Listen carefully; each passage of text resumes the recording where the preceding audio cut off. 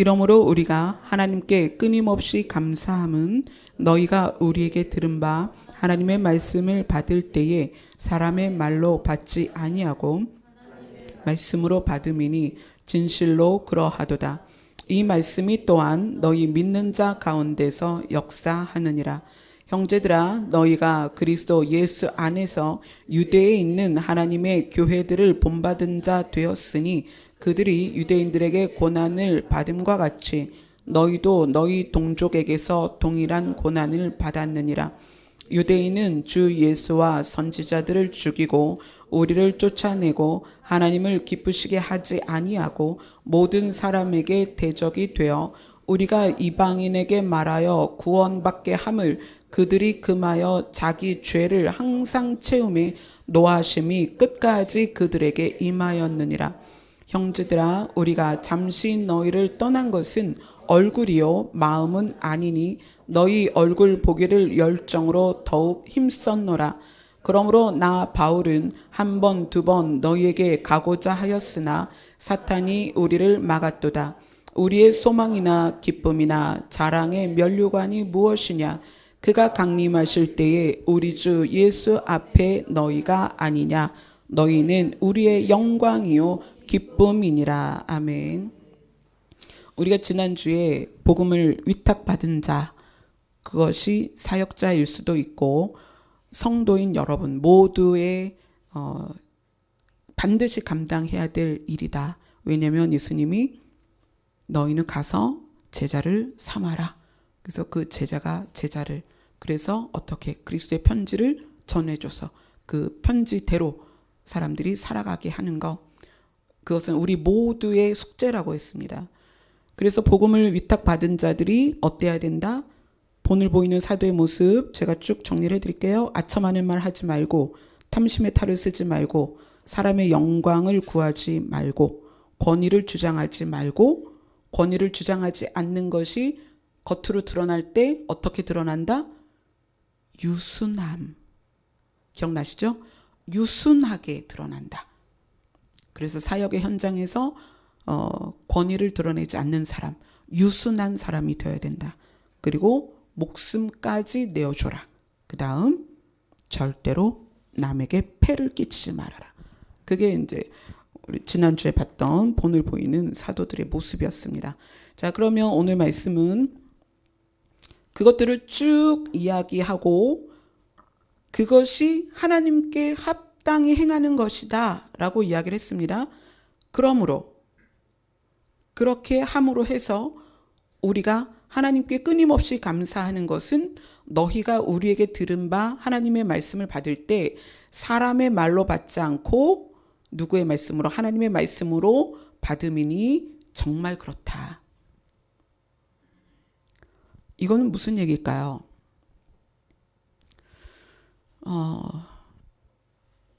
어쩌면 모든 교회의 숙제가 아닐까 싶어요. 어떤 것이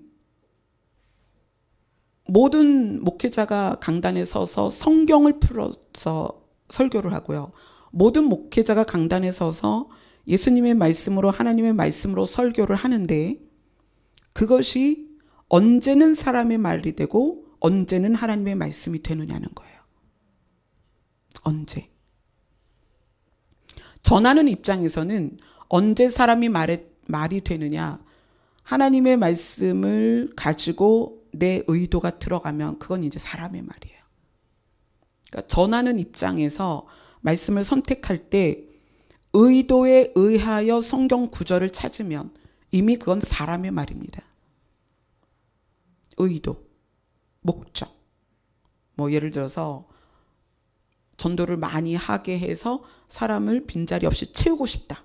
이것이 목회자의 추구하는 바가 되면 그러한 마음을 끌어낼 수 있는 성경 구절을 찾겠죠. 또 교회가 빚이 많아. 그 헌금을 많이 해야 돼.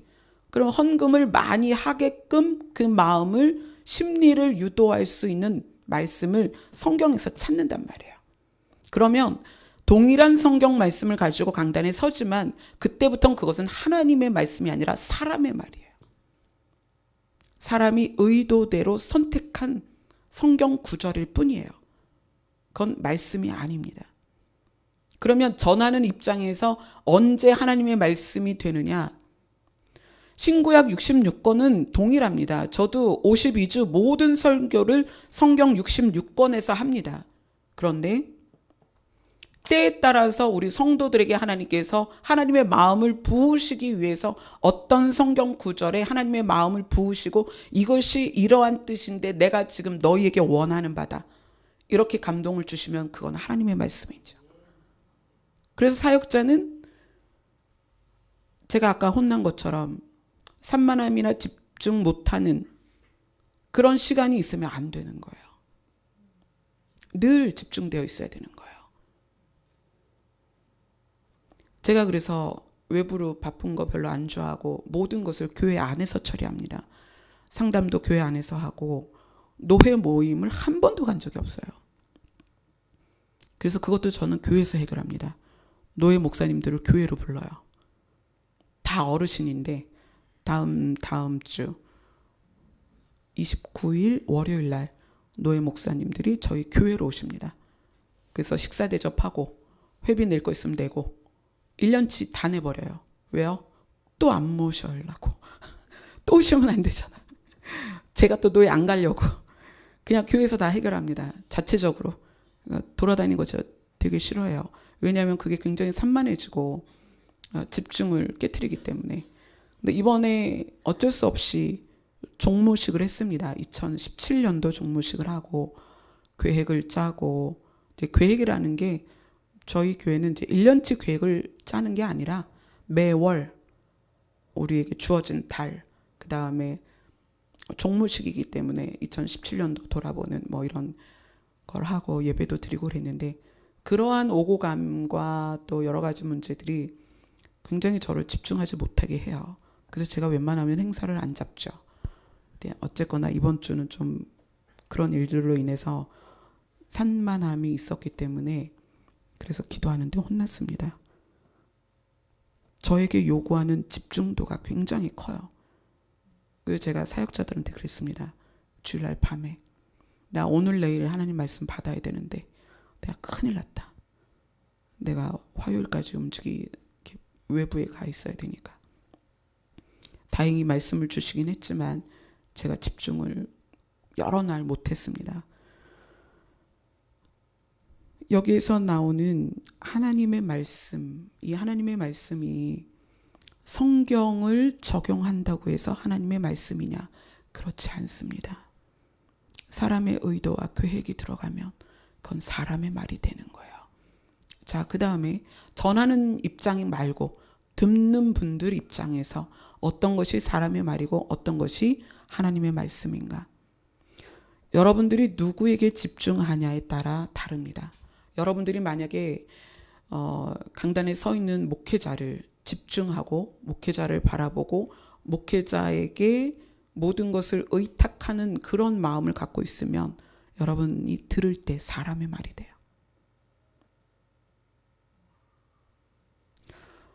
어느 순간인가 우리의 초점이 목회자에게 고정이 되고 나면 사람의 말이 됩니다. 자, 비유로 말씀을 드릴게요. 제가 안경 맞추러 갔을 때 거기서 안경을 맞추면서 또 돋보기, 또 제가 시력이 많이 안 좋거든요.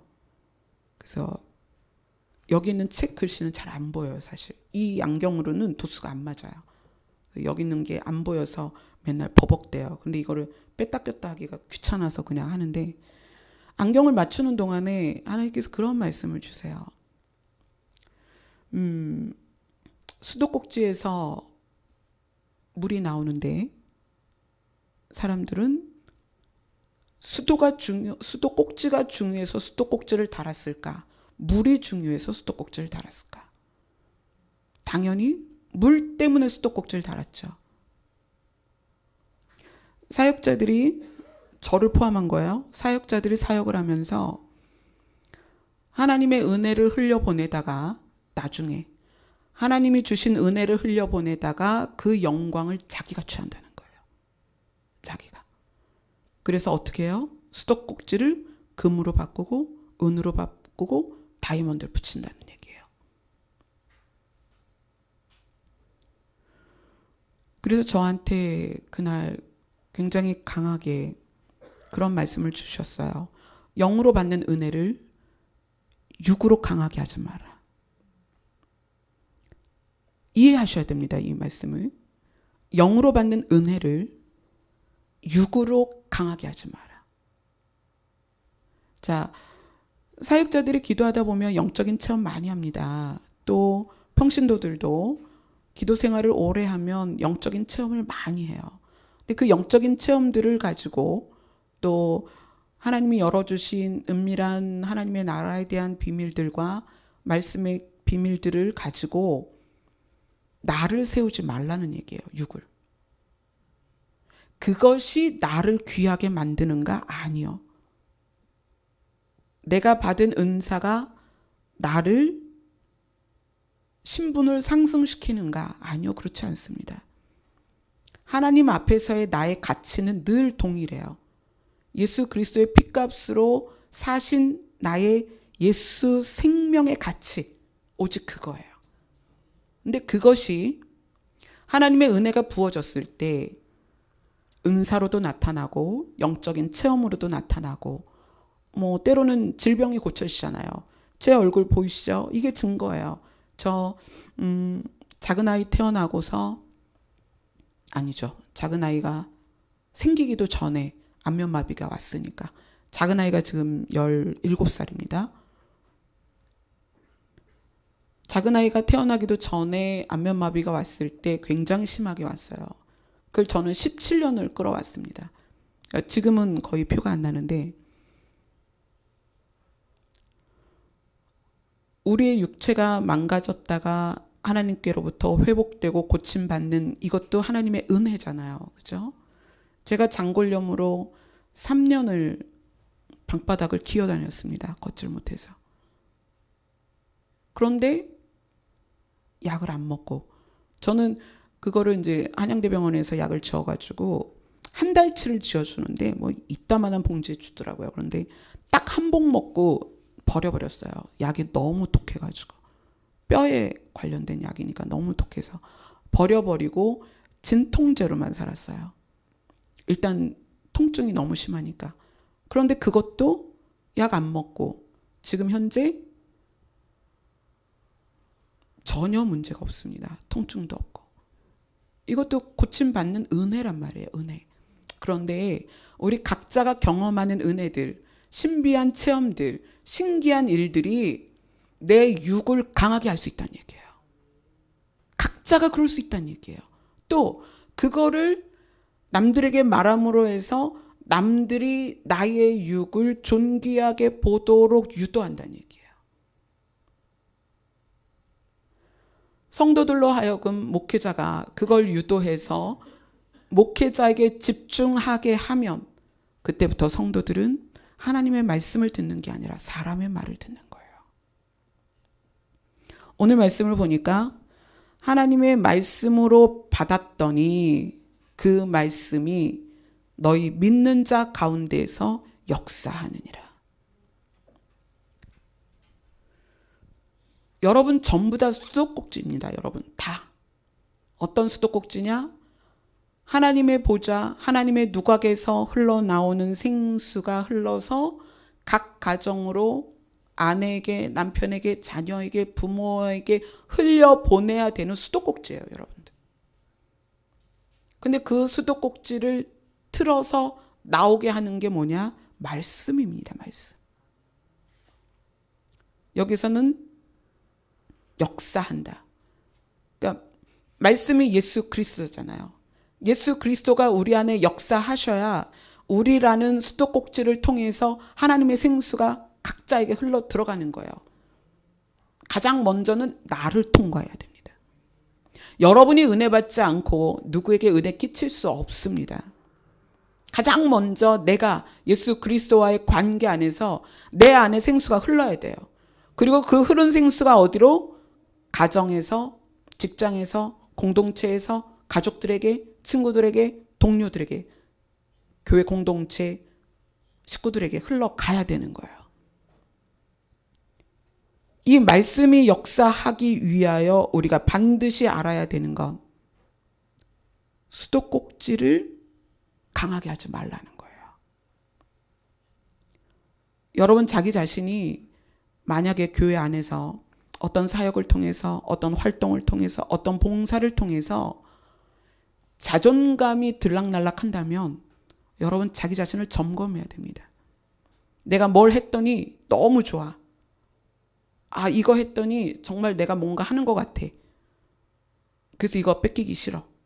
여러분 그런 마음이 있으면 지금 여러분 철저하게 그거 내려놓으셔야 됩니다. 그거 수도꼭지 융 갖다 아무리 닦아도요 물이 깨끗해지는 거 아닙니다. 지금 그거 하는 거예요. 성도들이, 사역자들이 수도꼭지 닦느냐고 난리예요. 사실은 그 속을 비워야 되는데. 여러분 정말 여러분 깊이 이것은 늘 안에 심어두셔야 돼요. 하나님이 주시는 은혜로서, 영으로 받는 은혜로서 육을 강하게 하지 말고 교만하지 말라는 얘기예요. 내가 교회에서 하는 사역, 교회에서 받은 직분, 교회에서의 위치, 이것 때문에 자존감이 오르락내리락 하면 여러분 그거 다 내려놓으셔야 됩니다. 아무것도 안 하고 아무것도 안 맡고 교회 와서 신발장에 신발만 정리하는데도 나는 존귀한 자야 하나님 앞에, 이럴 수 있어야 되고요. 강단에 서서 말씀을 선포해도 나는 주님 앞에 아무것도 아닙니다라고 선포해야 됩니다. 그럴 수 있어야 돼요. 그래야만 믿는 자 가운데서 말씀이 역사하십니다. 그 말씀의 역사는 어떻게 되느냐? 아까 말씀드린 것처럼 사도들이 이 데살로니가 성도들에게 본을 보였고 데살로니가 성도들이 그 본대로 본을 받았다라고 이야기를 해요. 그러니까 그 본 받는 삶, 우리가 전에 본 본문에서는 그것이 뭐냐면 거룩하고 옳고 흠없는 행위였다, 행함이다, 그렇게 이야기합니다. 말씀이 우리 안에, 믿는 자 안에 어떻게 역사하는가? 거룩하고 옳고 흠없게 역사합니다. 그것은 뭐 은사, 뭐 기도의 시간, 뭐 말씀을 몇 번 읽고 이런 걸로 나타나는 게 아니에요. 생수처럼 우리의 삶에서 흘러나가는 삶의 모습입니다. 아멘.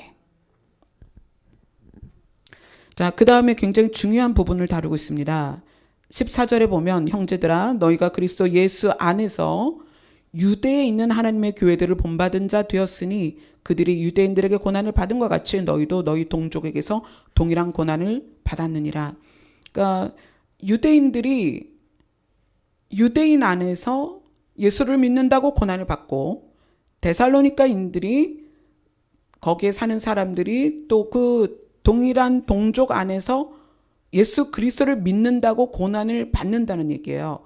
그러면서 유대인은 주 예수와 선지자들을 죽이고 사도를 쫓아내고 하나님을 기쁘시게 하지 않고 모든 사람에게 대적이 되고 우리가 이방인에게 말하여 구원받게 하는 것을 금하여 죄를 쌓고 있다는 얘기예요.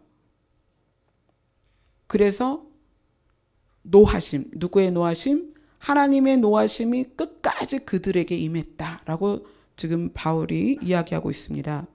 자, 이건 뭐냐면 유대인이라고 말하는 것은 신분을 말하는 것입니다. 신분, 자격, 직분. 유대인, 이스라엘 사람들을 하나님께서 뭐라고 말씀하셨죠? 지난 주일날 얘기했죠. 하나님은 남편이고 이스라엘은 아내다. 하나님은 그렇게 규정하셨습니다. 아내인 이스라엘에게 하나님께서 아들을 낳게 하셨어요. 그 그림이 보이시나요? 하나님이 아빠, 이스라엘을 엄마라고 했습니다. 예레미야서에서 그렇게 얘기했죠. 나의 아내다.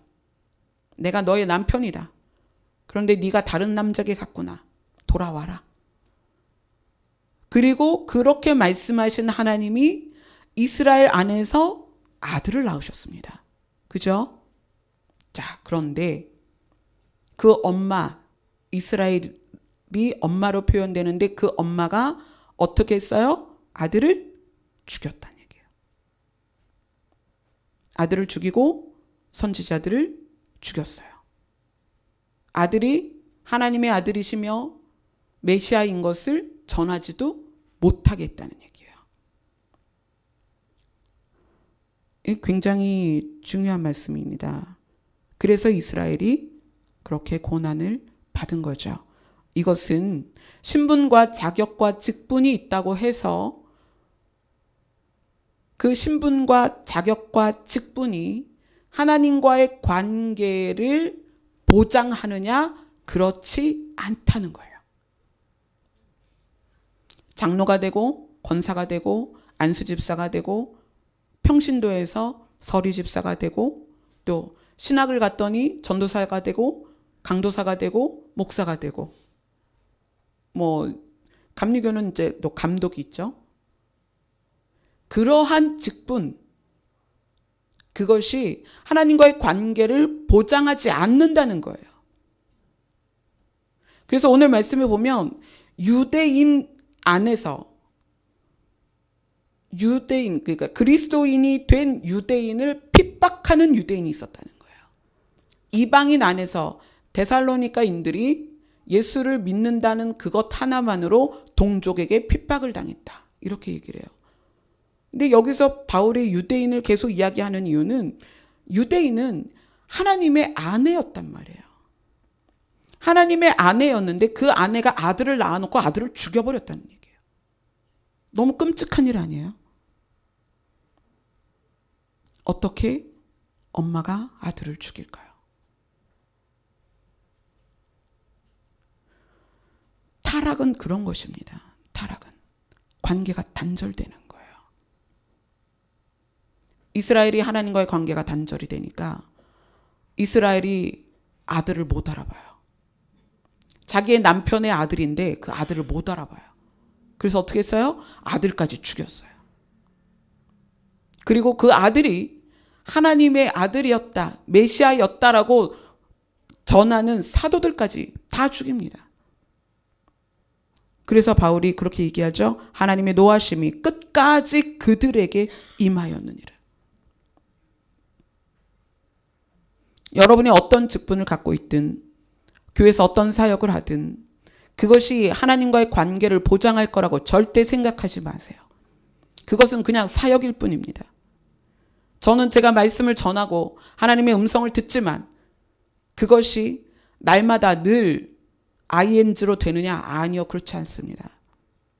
관계는 사귐이 끊어지면 반드시 단절됩니다.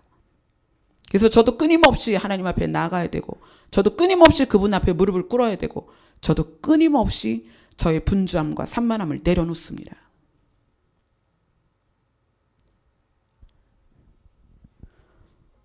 유대인들이 유대인 안에서 남편 하나님으로부터 받은 아들을 죽이는 모습을 여러분 상상해 보세요. 엄마가 아들을 죽이는 겁니다. 바울이 그걸 이야기하는 거예요. 교회 안에서 신분, 자격, 직분 이런 것들이 필요는 하지만 없었으면 좋겠어요. 왜냐하면 그것을 받으면 받음과 동시에 완장을 차요. 또 훈장받은 줄 알고요. 또 잘하고 있다라는 칭찬의 표시를 받는 거예요. 그거를. 그래서 자꾸 하나님 앞에 관계로 나가는 게 소홀해지고 또 그 겸손하게 무릎 꿇는 게 굉장히 소홀해져요. 이제 그게 점점 심해지면 남들이 인사할 때 고개도 까딱 안 하죠. 참 문제예요. 이거 직분 받는 거. 직분 교회 안에서 어떤 사역 이런 거 참 문제예요. 예전에 지하교회에 있을 때 제가 그 제목을 한번 설교를 했던 것 같아요. 목사님 예배 드리세요. 그런 제목을 한번 한 적이 있었어요. 뭐냐면 하나님께서 목사의 예배를 좀 받고 싶으시다는 거예요. 예배를 안 드리나요? 아니요, 예배를 드려요. 그런데 목회자가 갖고 있는 생각은 내가 예배를 주도하고 내가 은혜를 끼치는 자로 생각을 해요. 그런가요? 아니요. 수도꼭지는요, 파이프에서 수원지, 그러니까 근원에서 오는 물을 필요한 곳에서 쏟아내는 그런 역할이지 꼭지 안에 물이 들어있는 건 아니에요. 근데 사역자들이 자기 자신이 예배를 주관하고 있다, 예배에서 은혜를 끼치고 있다라고 생각하는 거예요. 그래서 나는 목회자의 예배를 받고 싶다. 그냥 아주 간단하게 나는 목사의 예배를 받고 싶다. 이렇게 말씀하셨어요. 그래서 제가 그거를 굉장히 충격적으로 받았습니다. 아, 목사도 예배자입니다. 예배를 드려야 돼요. 물론 포지션이 여러분 앞에 있고 포지션이 여러분에게 말씀을 선포하고 있지만 이것을 선포하기 이전에 이 말씀은 저에게 사라져야 되는 숙제예요. 그리고 단에 서는 것입니다. 그리고 선포돼야 되고요. 이것이 메아리로서 계속 제 심령 안에서 메아리 쳐서 하나님 앞에 부끄러움이 없는 말씀이어야만 돼요. 그리고 예배를 저는 이렇게 하나님께 드리는 거예요. 제 삶으로 드리는 거예요. 여러분에게 30분, 40분 설교를 하지만 저는 이것을 일주일 내내 살아야 해요. 묵상하고 살아내고 살아내고 살아내고. 그것이 제가 드리는 예배입니다. 이스라엘이 하나님의 아내였습니다. 그런데 아내가 뭘 안 하는 거냐면 살림을 안 하는 거예요. 여러분, 부부가 맡은 역할이 있죠. 아내는 살림을 하고 남편은 밖에 나가서 열심히 일을 합니다. 그게 가장 이상적이고 정상적인 모습이에요. 여자분들이 이제 가정의 보탬이 되려고 직장에 나가서 일을 많이 하십니다. 일을 하고도 집에 들어오면 또 살림을 해야죠. 살림이 뭐예요? 가정을 살리는 거예요. 살림살이 나아지셨습니까? 뭐 이런 문구도 있더라고요. 가족이 살아나도록 집안에 필요한 것이 살림살이에요. 그런데 그것을 운영을 누가 해요? 아내가 하죠. 살림. 가족을 살리는 거예요. 아내분들이 가정에서 살림 잘 하셔야 됩니다. 그래야 남편이 살고 자녀가 살고 본인도 살아요. 남편이 죽고 아이가 죽으면 엄마도 죽는 거예요. 저 보세요. 남편 가고 나니까 제가 희마리가 없잖아요. 이제 조금씩 생겨나고 있습니다. 살림이라는 것은 굉장히 중요한 거예요. 가족을 살리고 남편을 살리고 나도 살고. 그게 살림이에요. 여러분 집에서 밥하고 빨래하는 거 또 청소하는 거 하찮게 보지 마세요. 그게 얼마나 중요하면 한 단어로 살림. 그렇죠? 살림이 나쁜 거예요? 굉장히 중요한 거예요. 남편분들 아내 살림하는 거에 방해되는 거 웬만하면 제거하세요.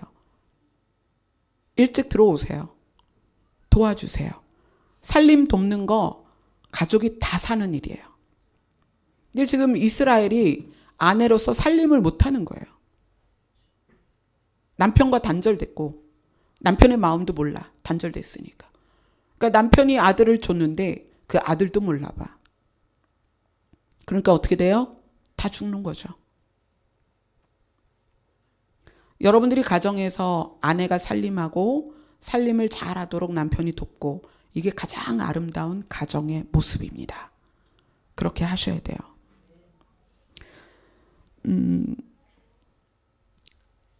오늘 말씀 19절 한번 볼게요.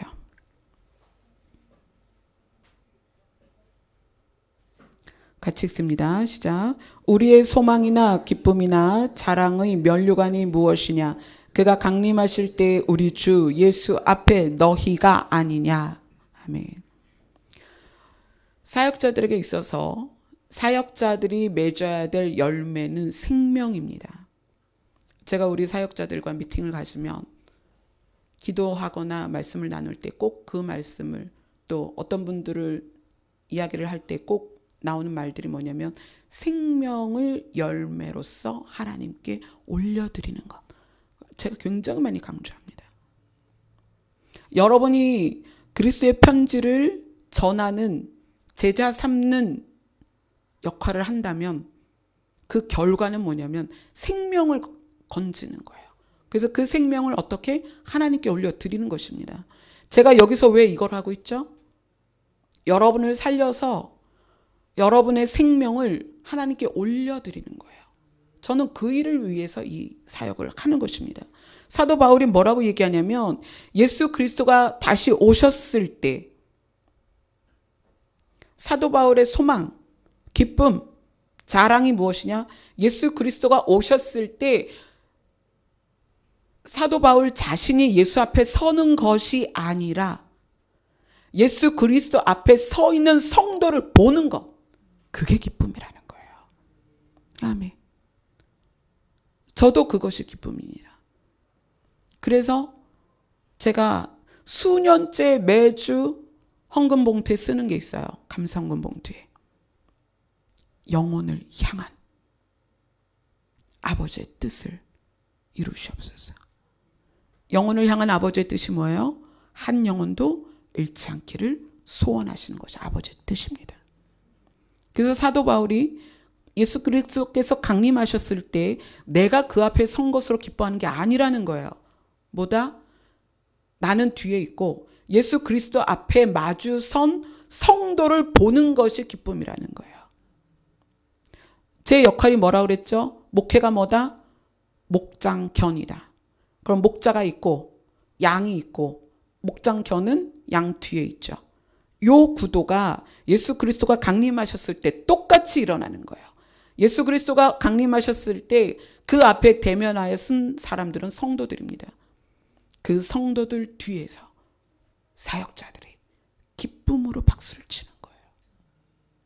저희를 위하여, 저들을 위해서, 저들이 주님 앞에 서기를 위해서 내가 돌을 맞았다. 내가 칼에 찔림을 당했다. 내가 십자가에 거꾸로 매달렸다. 내가 사자의 밥이 됐다. 사도들이 그렇게 기뻐할 것입니다. 이것이 말씀을 맡은 자들의 소원이어야 합니다. 이것이 또한 그리스도의 편지를 들고 나갈 여러분들의 소원이어야 되는 거예요. 내가 주님 앞에 서는 것보다 주님 앞에 나의 가족들이 대면하여 쓰는 것을 뒤에서 보고 서서 박수 칠 수 있는 것. 그게 우리의 모습이어야 된다는 거예요.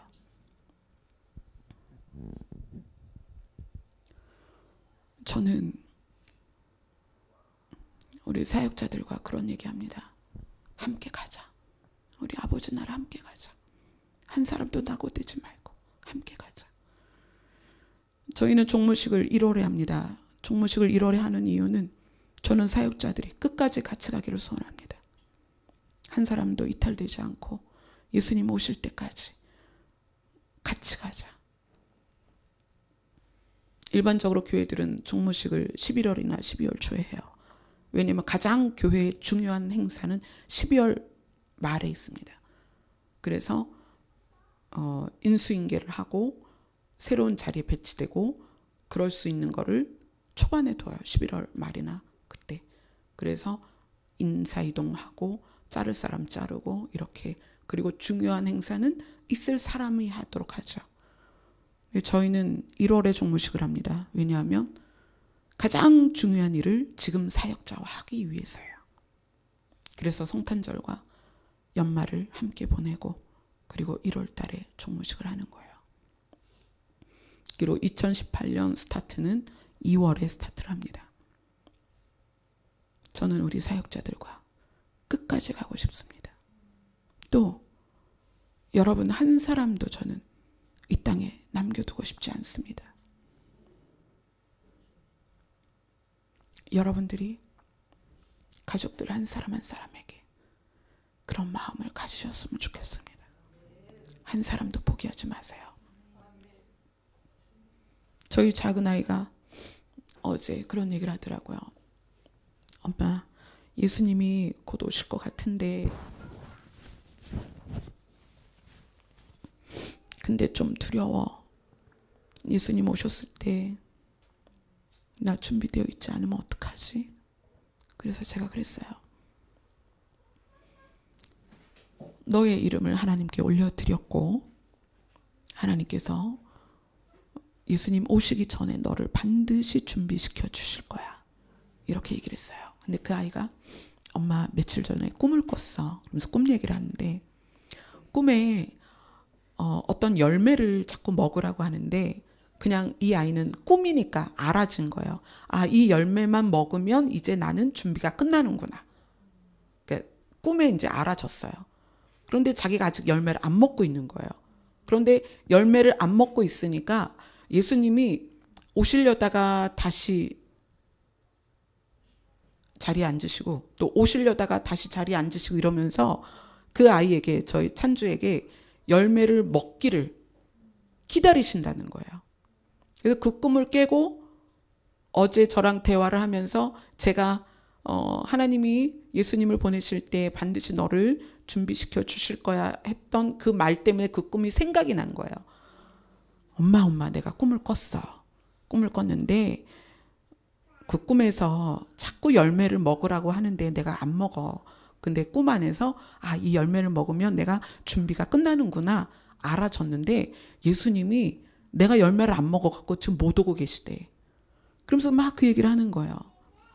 그럼 예수님이 완전한 사랑이신데 사랑은 오래 참고 견디고 기다리셔. 그렇지만 빨리 먹어야 되겠죠. 저 빨리 준비됐으면 좋겠어요. 제가 이래서 안경을 안 쓰려고 그래요. 불편해가지고.